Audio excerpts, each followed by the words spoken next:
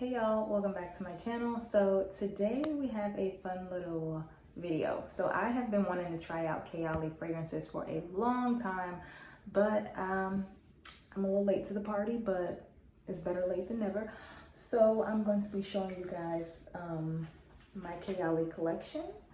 These are the fragrances that I have so far. Now I will say Black Friday started some of my madness with Kayali because Sephora had Vanilla 28 available, and y'all know that was out of stock for like ever. So when I finally got the mini version of Vanilla 28, it was over with. It was over with. Anyways, if y'all want to hear my opinions on the Kayali fragrances, then please keep watching. We're just gonna jump right into this video, and we're gonna talk about the first fragrance that I got from Kayali that actually got me into the Kayali game, and that is Vanilla 28. So this was the very first perfume that I got from Kayali, this small size, and it's quite a little dent in there. Honestly, I only had it for like a week, and this dent is pretty dented for a week. First impressions of the Vanilla 28, I love it. I am a gourmand lover. If you watched my video last year that I made of my perfume collection, you know I had a lot of gourmand scents, and yeah, I love this. I really appreciate the Kayali brand and what they stand for. I love Mona and how transparent she is with her love for fragrances, and I actually watched her video where she was just talking about layering and her culture, how they layer fragrances and how fragrances is so important to them, and it just made me fall in love with fragrances all over again. And I actually was not the layering type. I was a one and done type of perfume girl, but watching her video really just kind of made me inspired to want to mix my own fragrances and have a unique smell. Even if I may love a certain scent, you know, you can always mix it up and make it your own. So yes, I love Vanilla 28. So my Sephora was sold out of the minis, out of the big size, and I'm always at Sephora, so I just happened to go in during the 20% off sale, and y'all, they had one left, and the day before I had bought this one. I snagged that up so fast because this is just the perfect vanilla. I'm gonna spray it on me. I am wearing pink diamond, sweet diamond pink pepper today because I love that one. Vanilla 28 is just so, it's such a really nice vanilla extract type vanilla scent. It smells pure. It doesn't smell fake. It doesn't smell synthetic.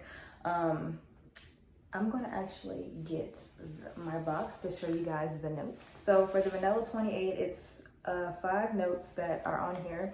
It's vanilla orchid, Tonka absolute, brown sugar, amber woods, and musk.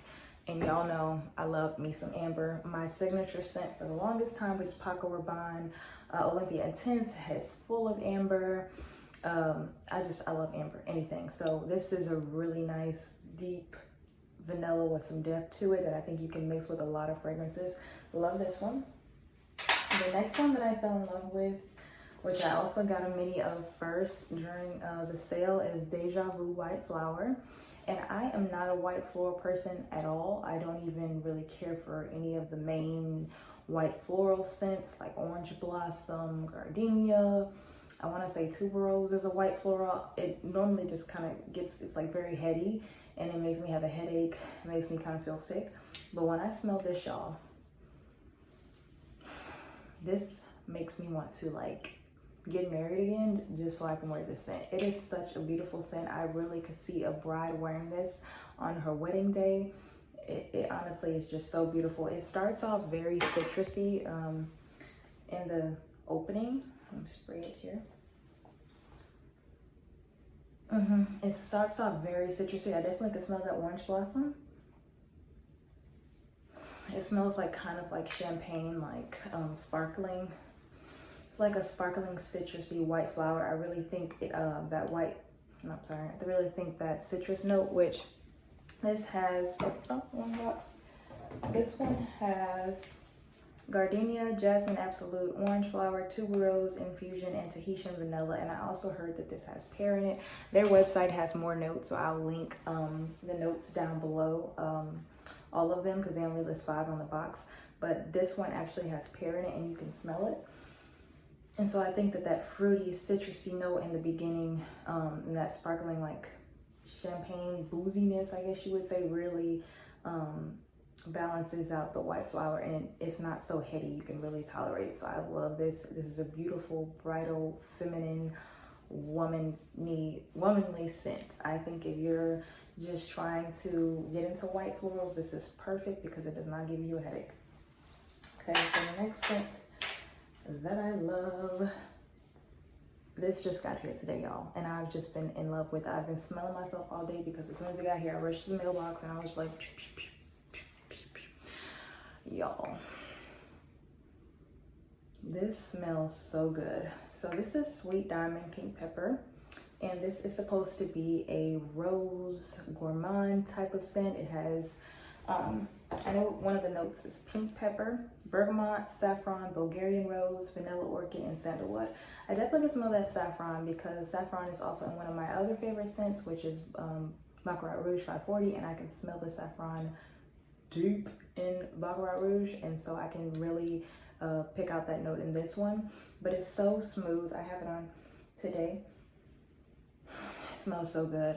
I actually asked my husband what was his favorite 2 from the ones that I got, and he loved this one and Deja Vu White Flower the most. So this is definitely, I would say, not a man, I guess you would say man eater, or men just would love this one. It's very mysterious, but it's girly, it's feminine. It's definitely along the lines of the Middle Eastern type fragrances, Oriental style. This has sandalwood in it, but the sandalwood kind of smells like oud. I heard a lot of people say they have that they can compare this to Jo Malone Oud and Rose, which I totally get that because I smell oud in here, like an oudy vibe, but I can tell that it's sandalwood. It's not completely oud, but if you're trying to get into that rose and oud type scents and you don't want to do oud bouquet or shagaf oud, I definitely would try this. It's really beautiful. It's probably one of my, okay, Deja Vu White Flower is probably my favorite scent, but this is a close second. So the last perfume that I have, which I put this one last because it's a new release and it actually has not come out yet, y'all. This is Kayali's Eden Apple, and I think I got babies of all of these except for Sweet Diamond because I ordered the Sweet Diamond online. The rest I got in store. And y'all, look at this bottle. Can we take some time to appreciate the craftsmanship? Like, these just look so luxurious and rich just sitting on my vanity. Like, I just love looking at them. This, y'all, this is very different than anything I have in my collection. It's so juicy. It honestly gives me, it does not smell exactly like it, and it's not a dupe, but Tom Ford Lost Cherry had an apple note in it instead of a cherry note. It reminds me a lot of this because it starts off with that really juicy, wet dripping red apple, and then it goes into something deep with the amber and the vanilla. The notes in this is juicy red apple, wild berries, jasmine, lychee, vanilla flower, and sensual musk. So you definitely get the red apple and the wild berries, which is really, really gourmandy. It's very edible, it's very juicy. And then the lychee also makes it like have that kind of, you know, when something's like wet and dripping and juicy, like drool in your mouth. That's the kind of vibe I get when I first smell this and when I first spray it on my skin. And then it smells really good.